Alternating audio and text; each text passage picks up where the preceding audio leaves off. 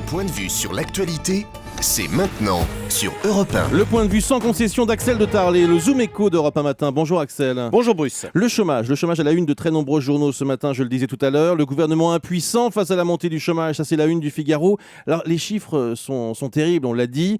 On est vraiment à quelques centimètres du record historique de 1997. Il y a en France 3 187 700 chômeurs. Si on essaye d'expliquer cette poussée irrésistible du chômage, ce 22e mois de hausse, c'est quand même hallucinant, il faut parler du coût du travail. Parce que la France est l'un des pays où le coût du travail est le plus élevé en Europe. C'est un handicap pour notre économie. Ça explique en partie le chômage. Eh bien, Axel. Évidemment que ça l'explique.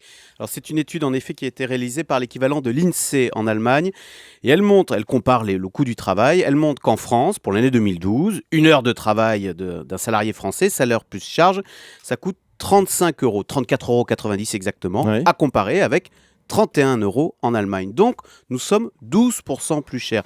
Alors, si on regarde dans le seul secteur de l'industrie, c'est pareil, on est plus cher que les Allemands. C'est 36 € de l'heure en France contre 35 € en Allemagne.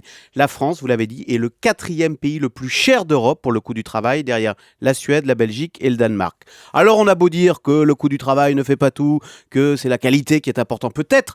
Mais enfin, les Allemands aussi, ils font de la qualité, ils sont même meilleurs que nous. Mais eux, en plus, ils sont moins chers. Donc on a là, évidemment, une partie de l'explication du chômage français. Si vous voulez embaucher en France, c'est plus cher qu'ailleurs. Mais pourquoi ? Parce que franchement, les salariés français n'ont pas l'impression de rouler sur l'or. Oui, c'est évidemment les charges le problème. Quand un patron verse 100 € de salaire en France, Ouais. il doit payer 50 € de charges patronales, donc ça va lui coûter 150 €. En Allemagne, quand un patron verse 100 € de charges, il doit payer 100 € de salaire, pardon. Il doit payer 27 € de charges, donc ça lui coûte 127 €. Ça change tout. Et on voit là les ravages de notre État obèse qui ponctionne et lamine la compétitivité de nos entreprises. Alors, il faut quand même noter que le gouvernement a baissé les charges avec son crédit d'impôt. Alors c'est vrai, cette année, en 2013, le crédit d'impôt va permettre de réduire de 4% le coût du travail en France, donc ça va réduire un peu l'écart avec l'Allemagne, écart qui, on le rappelle, est de 12% en notre défaveur,